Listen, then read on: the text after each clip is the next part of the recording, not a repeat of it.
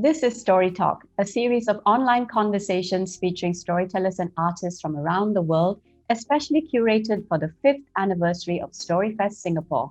I'm going to be speaking with Akshita Nanda, writer and journalist, and we're going to be chatting about representing gender in mythology.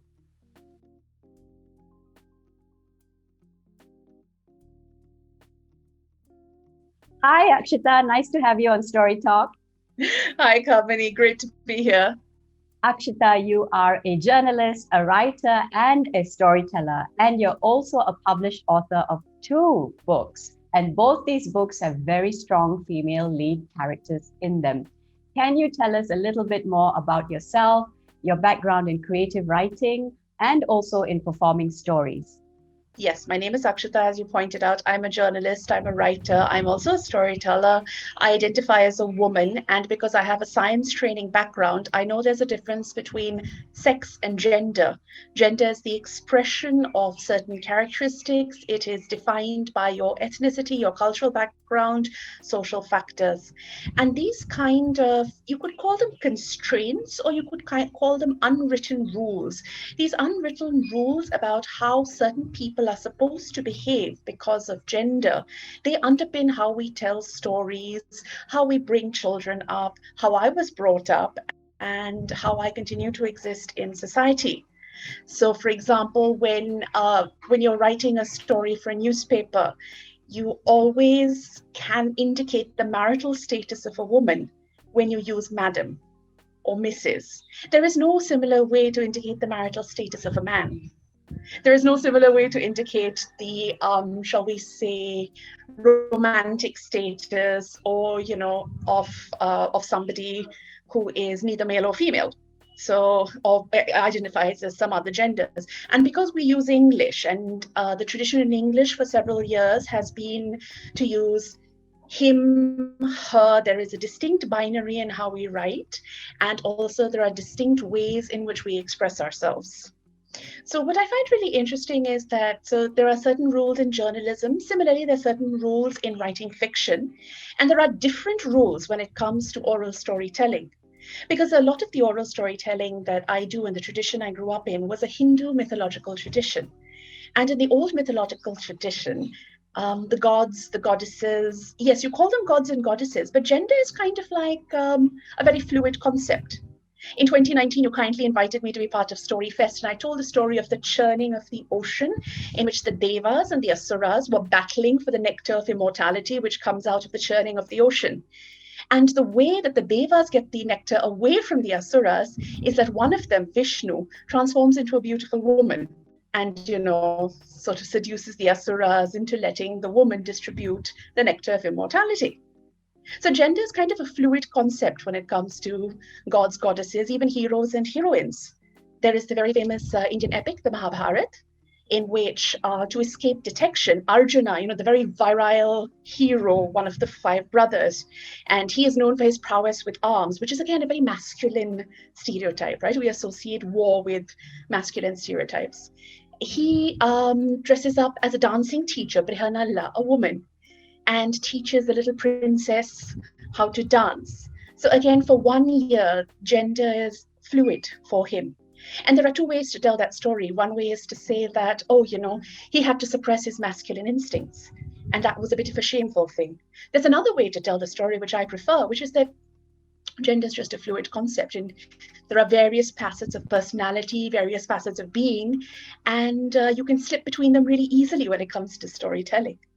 And my absolute favorite gender expression comes from variants of the Mahabharata again, in which there is a particular story about a woman called Amba who was very badly treated by somebody on the Pandavas side, and Pandavas is the Arjun and the 5 brothers. And she is reincarnated as a man. Now, in India and in North India, she is reincarnated as an effeminate man who eventually, using Arjuna's help, gets her revenge. But when I spoke to some of the storytellers who told the Southeast Asian version, Shikhandi is a female heroine. She is a female warrior. And that name is given with great pride to women from Southeast Asia. So again, gender expression is so fluid depending on context and culture. And when it comes to my writing, when it came to my fiction, I wanted to really explore what gender expression meant. What does it mean to be a woman in the world? What does it mean to be a man in the world? Because of who I am, I have mainly grown up with binaries. I'm still learning a bit more about gender fluidity. I mean, I have that in the mythological background. Seeing it in practice is relatively rare. We're seeing more of such stories now and more such embracing of such traditions now, because frankly, gender fluid representations have been part of our cultures for centuries. It's just that for generations of focusing on the binary. And I think storytelling and oral storytelling is a wonderful, intimate way to go back to that trickery and mischievousness and that wonderful diversity in our stories and our heritage. So, Akshita, you've written 2 books, both of which I love and have at home in my collection. And they have lots of female characters in them as stories. They resonate very well. And they are also familiar with a lot of the oral tradition stories and mythology, even though it's set in contemporary Singapore, right? Could you share with us that process of thinking about these characters and how you decided to situate them and how you decided to, talk about their life stories, both as a female author writing about female characters, very strong female characters? Right. So thank you very much again for that question, Kamini. So my first book, Nimita's Place, is about 2 women separated by 70 years, and it examines whether the roles of women and what is expected of women has changed in that 70 years, and whether it changes with location as well as time. And actually it doesn't, because for most women, the expectation still is you're not complete until you marry, you have children. That's when you kind of grow up. And so Nimita's Place is very much about a particular kind of character I don't see very much in fiction. Women who are engineers or want to be engineers, or a research scientist in a STEM field. We always read books about women who are, like in fashion or publishing or even journalism, because yes, the media is traditionally dominated by women, and for various reasons, possibly because the flexibility of the workspace means that there are also flexibility in attitudes. And because women have the burden of caregiving, a flexible workplace becomes very, very important to them. But I really wanted to write about somebody who was interested in the hard sciences. What would be the challenges that somebody who wanted to be an engineer faced 70 years ago?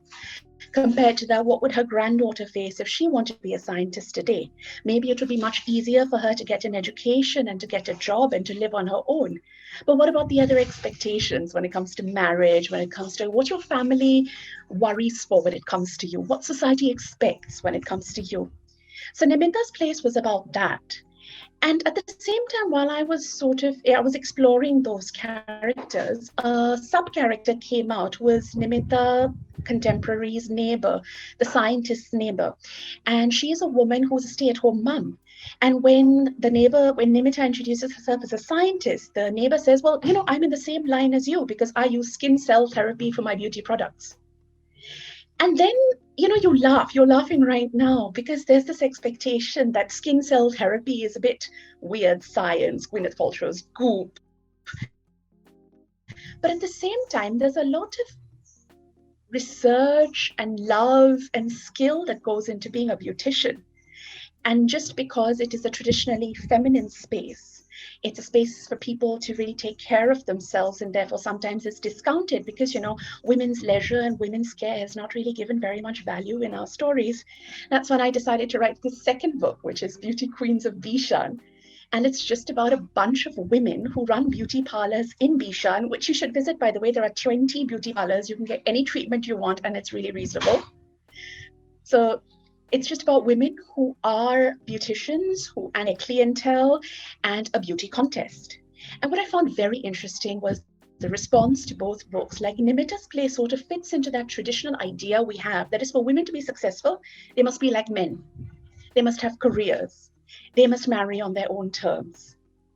But Beauty Queens of Bishan sort of pricks that other very soft spot, which is that, can we really be feminine? Are we allowed to indulge ourselves? Isn't that betraying feminism in some way? So that was something that I really wanted to explore in my writing. And I'm very proud of both sets of characters. And I do agree that a beautician is just as valuable as a scientist. That's so important, right? That as women, we are not made to feel any less, intelligent or worthy just because we want to look after ourselves. And beauty is all about your health, both your physical health and your mental well-being. And the conversation about stem cells and science, she is ultimately a businesswoman, and her business is flourishing and viable. She's contributing to the economy just like all other beauticians and aesthetic service providers. It's one of the biggest contributors to economy, and not just women, but men also go to them for services so that everybody feels better. And I think that's the point that most people miss, that a beautician could be a female therapist who is administering the services, but the clientele ranges from all ages and all sorts of backgrounds: men, women, children, teenagers suffering from acne. Everybody needs this. And so it shouldn't be something that is laughed at or belittled.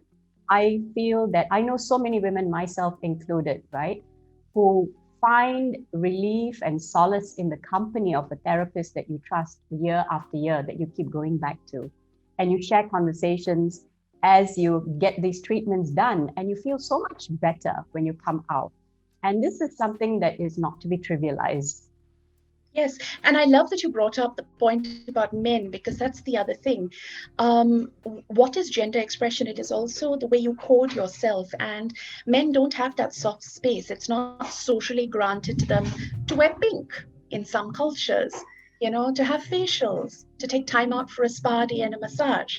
And that's really terrible because, as you mentioned, we as women, we build relationships with our beauticians, and it becomes a safe, intimate space, almost a therapy session. Where do men have that? How do they build those bonds of sisterhood? And then there's the idea of gender expression in general. Why is it okay for women to wear pants and for a man not to wear a dress?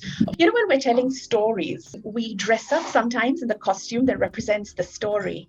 Our clothes and our makeup and everything are expressions of the story of who we are. And that is also something I try to explore in my writing.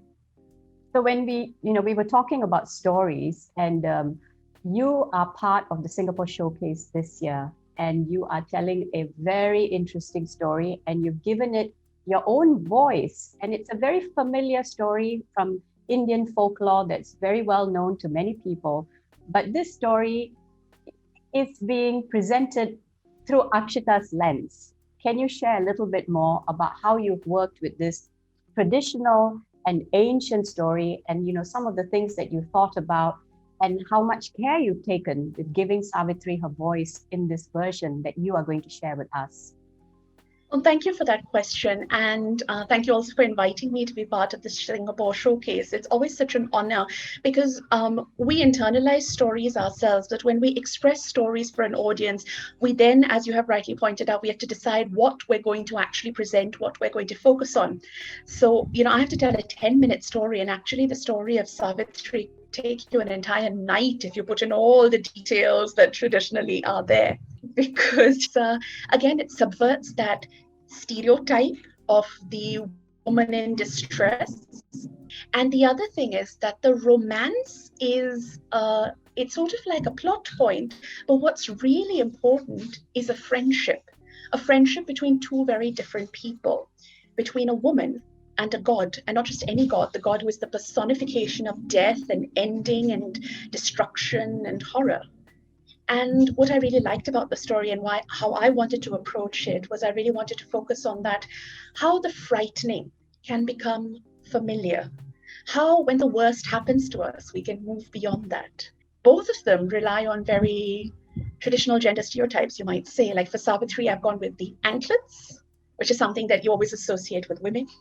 And for the god of death, Yama, Yamaraj, it's more about like that very fearsome aspect, the horns, being all dark and scary. And again, so we have a bit of masculine stereotype there, but there's other layers that come out, and I'm excited to explore that. Thank you so much, Akshita, for joining me on Story Talk. Thank you. Thank you for having me. It's been a pleasure. I've been speaking with Akshita Nanda, writer and journalist. If you've enjoyed our conversation, there's plenty more videos like this on the different applications of storytelling under our Story Talk series on the YouTube channel for StoryFest Singapore.